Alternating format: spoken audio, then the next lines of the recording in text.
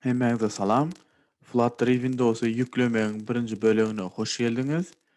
Am, Bu diýmek näme bolýar? Sizde iň azyndan bir kompýuteriňiz bardyr diýip umyt etjäs.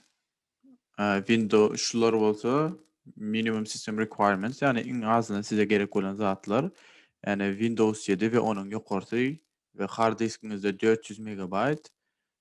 Elbette, yani 400 megabayt prosto practical aýdylýar, ýöne ondan ýokarty gerek bolýar. 10 gigabayt ýaly Android emulator zat skaçat etmeli bolýar we Git diýen programma gerek bolýar. Ol ýok bolsa ýa-da bilmeýän bolsaňyz gynanmaň, hazır ýolugura onam bile birlikde edip gidersiz. Egerde birinji etmeli zadyňyz Flutter SDK diýen zadymyz gerek bolar. Bu we şuňa meňzeş hemme zatlary, ýani ädim tapasyňyz gelýän bolsa flutter.dev/ diýikdeli şo taýdan tapyp bilýäňiz ýokardaky linkden. Indi ýankyny alanyňyzdan soň niden başlaýas? Flutter.dev /doc/get started'dan başlaýas.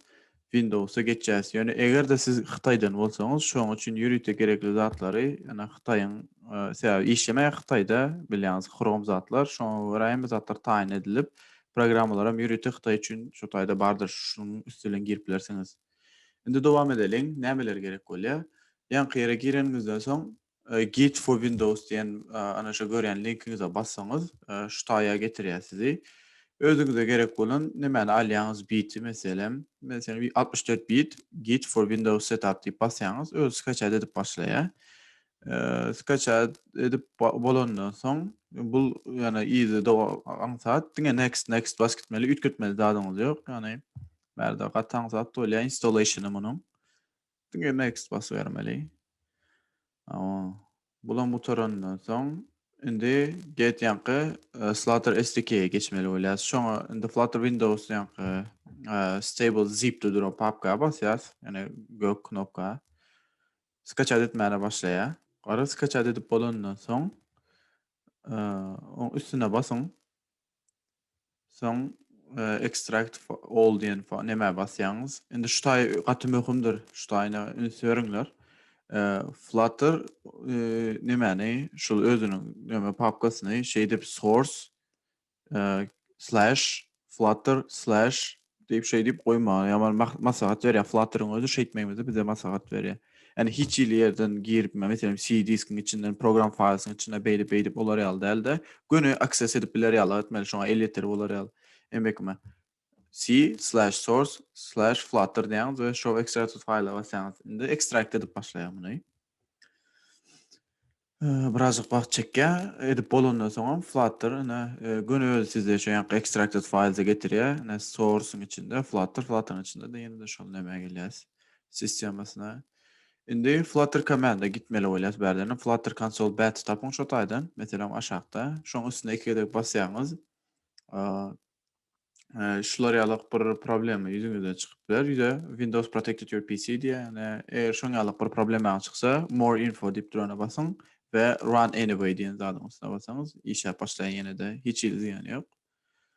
Indi command prompt açyldy bärden. Bärdenden Flutter command ýazyp başlaly. Meselem Flutter kete çyzyk version diýsek, meselem häzir şu wagt sizde diýe Flutter 1.2.1 versiýasy download edilendir diýen, install edilendir.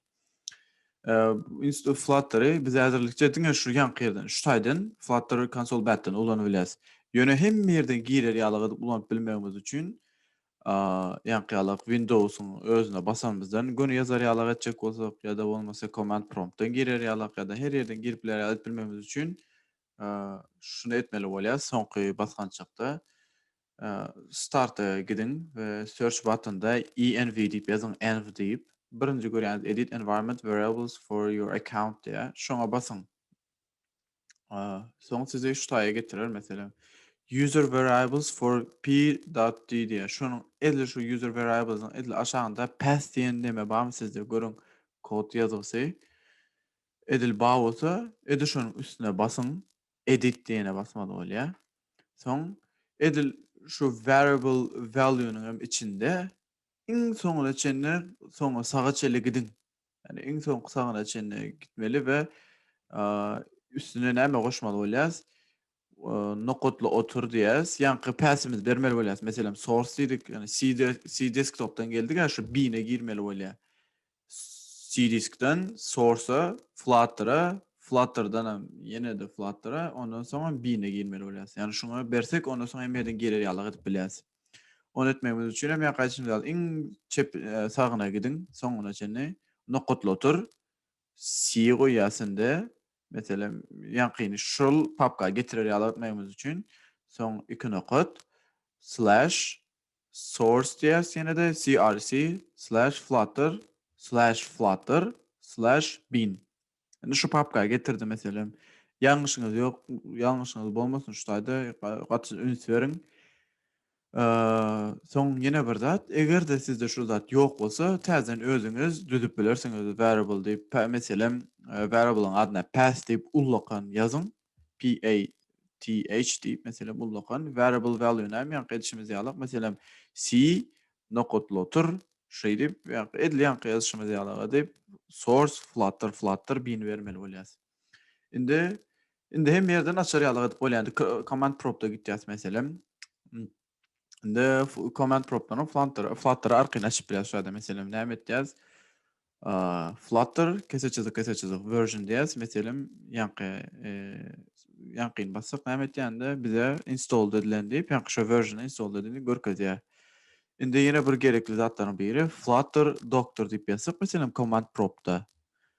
Bizde nämäniň gerekdigini, nämäniň edilendigini şu taýda gowy edip görkezýär. Meselem indi birinji serseniz meselem Flutter Windows'uňyzda EM'de install edilen diýen meselem ptiçkasy bardyr ondur. Indi galanlar meselem Android Toolchain diýdi, Android Studio ýa-da Connected Device olar ýanky enjamlarymyz entek baglanmadyk. Olary indi şun öňümüzdäki sapaklarda edersin diýip Android zady. Soňky sapakda görüşýänçe onda.